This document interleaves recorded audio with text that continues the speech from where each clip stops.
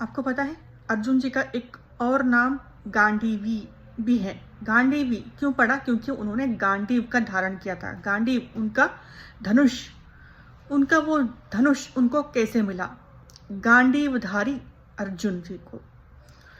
जैसे वह आते हैं खांडवप्रस्थ, उनको दिया जाता है वो एक जंगल, खूंखार जंगल खांडवप्रस्थ। तो उस खांडवप्रस्थ में मायासुर का माया होता है।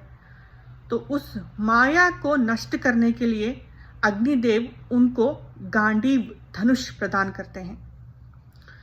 तो तब से उनका नाम पड़ा गांडीवधारी या गांडीवी भी कहते हैं उनको। अर्जुन जी को गांडीव बहुत प्रिय था। हर एक योद्धा का अपना ही एक विशेष शस्त्र होता था। कृष्ण जी का अलग, कर्ण जी का, उन सब का नाम मैं बताऊंगी एक और वीडियो में।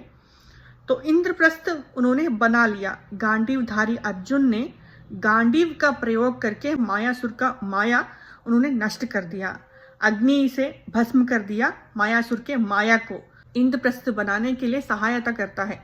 वो जो माया से भरा हुआ राजमहल था इंद्रप्रस्थ, उसे देखकर ही दुर्योधन ललाहित होता है। वो इंद्रप्रस्थ राज वो देखने लायक था। हर एक तरफ माया से भरा हुआ था। जब वे एक प्रसंग भी आता है ना, पानी में गिरता है दुर्योधन, वो देखने पर फर्श जैसा लगता है पर वो फर्श नहीं होता। तो इस तरह का माया था मायासुर का। इंद्रप्रस्थ बनाने में सहायता की थी मायासुर ने। अग्निदेव की सहायता से ही खांडवप्रस्थ जितना आवश्यकता है उतना नष्ट किया था गांडीवधारी अर्जुन ने। इन सब ने इंद्रप्रस्थ में कुछ वर्षों तक राज किया, सम्राट बने, साम्राज्य इन्होंने स्थापित किया। विश्व के सम्राट बन चुके थे ये युधिष्ठिर जी, माता द्रौपदी जी। तो कुछ वर्षों के बाद इनसे छीन लिया गया ये सब कुछ। ये फिर से वनवास चले गए, वनवास को भोगा इन्होंने।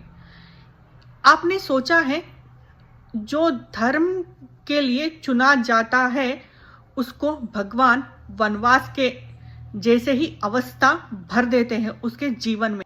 उस वनवास को वो भोगेंगे, तपस्या करेंगे, पवित्र बनेंगे, तभी धर्म का युद्ध करेंगे ना। सोचिएगा, धर्म युद्ध करने के लिए आपको तपस्या करना पड़ेगा। श्री राम जी गए वनवास, 14 वर्ष उन्होंने वनवास भोगा। लक्ष्मण जी 14 वर्ष उन्होंने निद्रा का त्याग किया, क्योंकि जो मेघनाथ था इंद्रजीत, उसको वरदान था कि जो 14 वर्ष तक निद्रा का त्याग करेगा वही तुम्हारा वध कर पाएगा। तो ये सब भी लिखित ही था, ऐसा आप सोच सकते हो। उनके जगह पर इन्होंने निद्रा नहीं की, पर ये कैसे जीवित रहे? इनके जगह पर इनकी पत्नी उर्मिला जी 14 वर्ष तक निद्रा करती है। तो इसी तरह हर एक धर्म का कार्य करने के लिए आपको तपस्या करना ही पड़ेगा।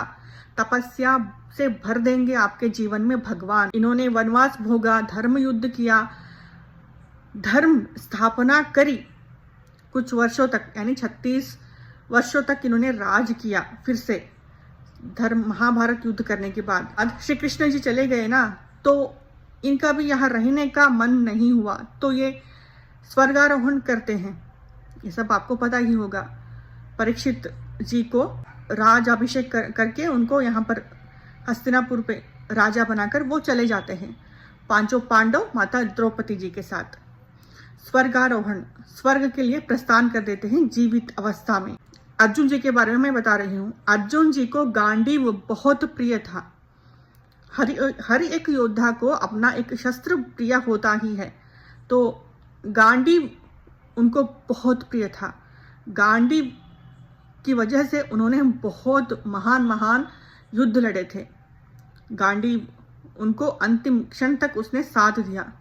जब स्वर्ग के लिए प्रस्थान करते हैं तब बीच में अग्निदेव आ जाते हैं रथ लेकर और कहते हैं, अर्जुन तुमने इस गांडीव से महान कार्य किए हैं, युद्ध लड़ा है, अब तुम स्वर्ग के लिए प्रस्थान कर रहे हो, तो लाओ गांडीव मुझे प्रदान कर दो।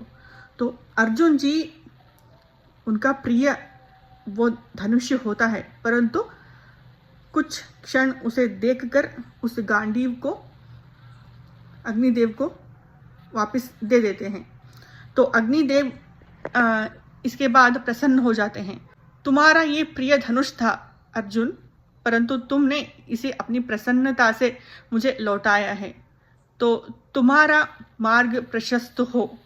ये कहकर अग्निदेव चले जाते हैं। तो मैं ये सब क्यों कह रही हूँ? क्योंकि आप चाहे जितना महान कार्य कर लो, आपने सब कुछ, बहुत धर्म का आपने धर्म युद्ध लड़ा है, परंतु सब कुछ समाप्त होने के बाद आपको वापस देना ही है जो आपके पास रखा था ना। जिस महत्वपूर्ण कार्य को करने के लिए एक वस्तु आपको दी गई है, तो वो कार्य की समाप्ति होने के बाद वह वस्तु आपसे फिर से ले ली जाएगी। तो यही सोच रखिएगा, अंतिम क्षण में आपसे सब कुछ ले लिया जाएगा। यही सोचकर आप अपना कार्य करो, अपना कर्म करो, बस लिपटे मत रहो। यही एक सीख है